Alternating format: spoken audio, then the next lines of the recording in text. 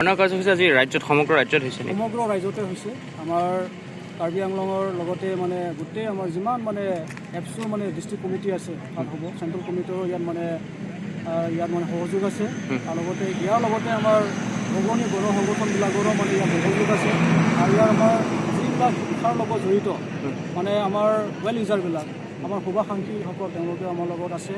আৰু চবৰে উদ্দেশ্য একেই যে বড়ো মাধ্যমৰ যিবিলাক মানে শিক্ষাৰ ব্যৱস্থা সেইটো অগ্ৰগতি কৰাত বা আগুৱাই লৈ যোৱাত অসম চৰকাৰে গুৰুত্ব দিব লাগে। আৰু লগতে যিবিলাক আমি দাবী কৰিছোঁ SCRTৰ লগতে হওক, AGSতে হওক, মডেল কলেজতে হওক, মডেল স্কুলতে হওক, এই গোটেই দিশত আমাক মানে শিক্ষকৰ ব্যৱস্থা কৰিব লাগে।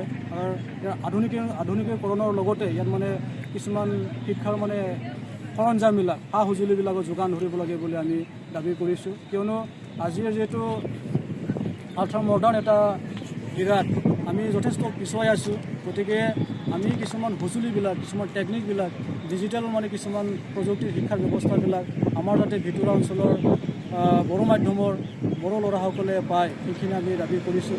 আৰু ইয়াৰ উপৰিও আমাৰ ওচৰৰ পাজৰৰ যিবিলাক বিদ্যালয়সমূহ আছে তেওঁলোকৰো মানে সৰ্বাংগীন উন্নয়নৰ কাৰণে আমি দাবী কৰিছোঁ। কিয়নো এই দাবী আমাৰ উচিত দাবী, যিহেতু শিক্ষা সকলোৰে এটা অধিকাৰ। আৰু লগতে 2020 বৰ্ষৰ যি মানে শিক্ষানীতি ইয়াৰ জৰিয়তে মানে মাতৃভাষাৰ বিদ্যালয়বিলাকক মানে আচলতে আগুৱাই লৈ যোৱাত যিখিনি ব্যৱস্থা কৰি দিব লাগে সেইখিনি মানে অসম চৰকাৰে কৰিব লাগে বুলি আমি দাবী কৰিছোঁ।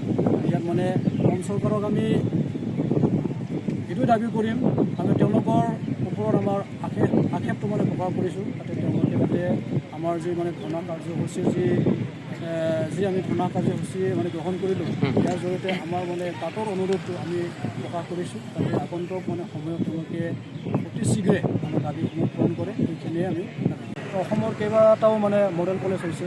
এই মডেল কলেজবিলাকত আমাৰ বড়ো ভাষাৰ প্ৰবক্তা লেকচাৰাৰ বা প্ৰফেচাৰৰ মানে প্ৰয়োজন হয়।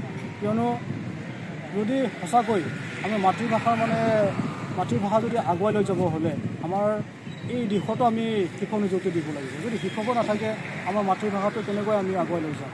আৰু স্কুলবোৰত বা যেনিবা প্ৰাইমাৰী লেভেলত, হাইস্কুল লেভেলত যদি আমি শিক্ষক নিযুক্তি কৰিম, আপাৰ লেভেলত হায়াৰ এডুকেশ্যনৰ কাৰণে যদি আমাৰ শিক্ষক নাথাকে তেতিয়াহ'লে আমাৰ পঢ়াবিলাক মানে আধৰুৱা হৈ থাকিব।